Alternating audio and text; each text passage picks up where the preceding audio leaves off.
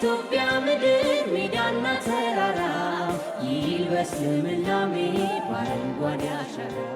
አዲስ አበባ ከተማ በአረንጓዴ አሻራ በኮሪደር ልማትና የወንዝ ዳርቻ ልማት ስራዎች ከብክለት የጸዳችና ለነዋሪዎቿ ምቹ የሆነች ከተማ እየሆነች ትገኛለች። ጠቅላይ ሚኒስትር ዶክተር አብይ አህመድ በ2016 ዓመተ ምህረት የአረንጓዴ አሻራ ማስጀመሪያ መርሃ ግብር ላይ የአፍሪካ መግቢያ በር የሆነችው አዲስ አበባ በአረንጓዴ አሻራና በኮሪደር ልማቱ ተጨባጭ ለውጥ ማስመዝገብ መቻሏን መግለጻቸው ይታወሳል። ኢትዮጵያ ውስጥ የጀመርነው የግሪን ሌጋሲ ስራ አዲስ አበባ ላይ በብዙ ስፍራ ይታያል። ሪቨር ሳይዶቻችንን ግሪን ቤልት እያደረግን ነው። ተራሮቻችንን እየተከልን ነው። ከኮንሶና ከሐረር የመጡ በእርከን ሙያ የተካኑ የኢትዮጵያ አርሶ አደሮች አዲስ አበባ አካባቢ ሰፊ ስራ እየሰሩ ነው።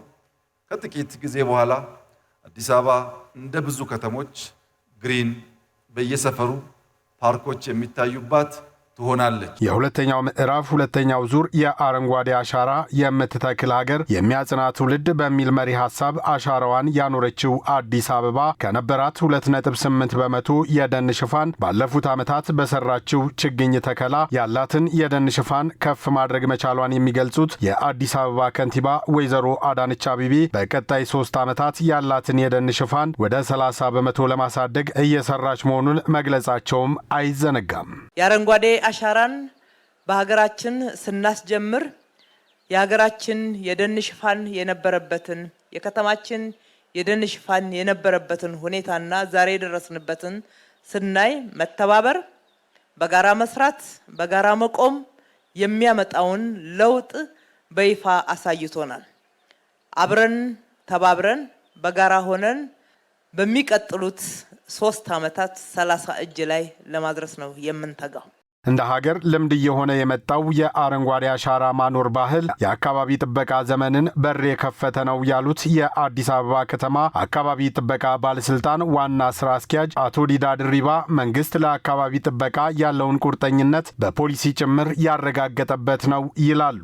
የመንግስት አቅጣጫና የፖሊሲ ለውጥ መንግስት የአካባቢ ብክለትን፣ የአካባቢ እንክብካቤን፣ የአካባቢ ጥበቃን የሚያይበት እና ህዝቡም እንዲያ የሚፈልግበት አቅጣጫ ያስቀየረ ነው ማለት ነው። ምክንያቱም አካባቢ የሚጠበቀው ደኖች ሲጠበቁ፣ ደኖች ሲተከሉ፣ አረንጓዴ ልማት ሲስፋፋ ነው። የባለስልጣኑ ዋና ስራ አስኪያጅ አክለውም በአዲስ አበባ እየተከናወኑ ያሉ የኮሪደርና የወንዝ ዳር ልማቶች ለብክለት መቀነስና ለአካባቢ ጥበቃ ከፍተኛ አስተዋጽኦ እያደረጉ መሆኑን ተናግረዋል። ሌላ ጊዜ የቆሻሻ ማጣያ የነበሩ ሰው በዛ በኩል ለማለፍ ራሱ የሚጸየፋቸው ቦታዎች ተመልሰው ጸድተው ፓርክ ሆነዋል።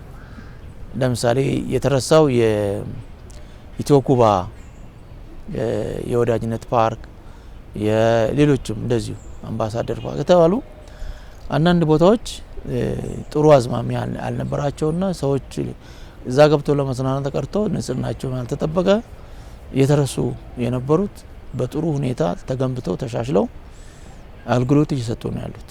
በኮሪደር ምክንያት የሚለሙ የቦታዎች፣ ፓርኮች፣ ፕላዛዎች፣ የተለያዩ መዝናኛ ቦታዎች አሏቸው። እነኚህ በሙሉ የአዲስ አበባ ከተማ የአካባቢ አጠባበቅ ሁኔታ እንዲሻሻል የራሳቸው አስተዋጽኦ አድርጓል ማለት እችላለሁ። የአዲስ አበባ ከተማ አካባቢ ጥበቃ ባለስልጣን ለሚቀጥሉት 90 ቀናትም ብክለት ይብቃ በሚል መሪ ሐሳብ በንቅናቄ የግንዛቤ ፈጠራ ስራ እየሰራ እንደሚገኝም ተገልጿል።